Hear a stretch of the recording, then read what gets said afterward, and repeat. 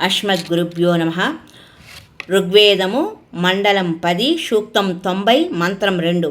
పురుష ఏవేదం సర్వం యద్భూతం యచ్చ భావ్యం ఉతామృత్యేసానో యదన్నేనాతిరోహతి.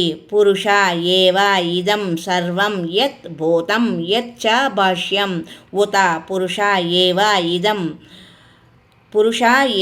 ఇదం సర్వం యత్ భూతం యత్ చ భావ్యం ఉత అమృతత్వస్య ఈశానః యత్ అన్నేన అతిరోహతి.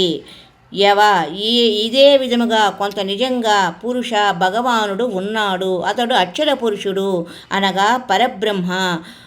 చ మరియు ఇదం ఇది యత్ ఏదైతే భూతం ఉత్పన్నమైందో ఎన్ ఏదైతే భాష్యం భవిష్యత్తులో అవుతుందో సర్వము యత్ ప్రయత్నంతో అనగా శ్రమ ద్వారా అన్నేన అన్నము నుండి అతిరోహతి వికసితం అవుతాడు. ఈ అక్షర పురుషుడు కూడా సందేహంగా అమృతత్వస్య మోక్షం యొక్క ఈశానః స్వామి అనగా భగవానుడు అక్షర పురుషుడుగా కూడా కొంచెం నిజమే, కానీ పూర్ణ మోక్షం ఇచ్చేవాడు మాత్రము కాదు. ఈ మంత్రంలో పరబ్రహ్మ యొక్క అంటే అక్షర పురుషుడి యొక్క వివరణ ఉంది. ఎవరైతే కొన్ని భగవానుడి గుణాలు కలిగినవాడు, కానీ ఈయన భక్తి ద్వారా కూడా పూర్ణ మోక్షము పొందలేము. అందువలన ఈయన సందేహయుక్త ముక్తిదాత అని చెప్పబడింది.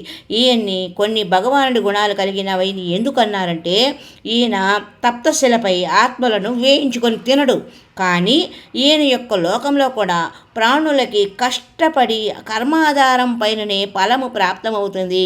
మరియు అన్నం ద్వారానే అన్ని ప్రాణుల శరీరాలు వికసితమవుతాయి.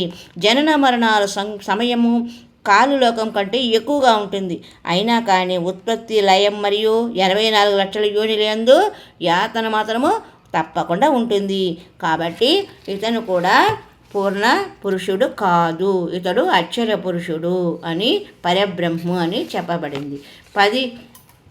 7 శంఖ్ బ్రహ్మాండాలను స్థాపించిన సృష్టి చేసిన ఆయన కదా ఋగ్వేద మండలంలో చెప్పబడిన ఇది ప్రమాణం. మరి యొక్క సంచికలో ఋగ్వేదంలోని 10వ సూక్తము మండలం 10 సూక్తం 90 మంత్రం 3 గురించి తెలుసుకుందాం. సృష్టి రచన విశేషాలను. హరి ఓం తత్సత్.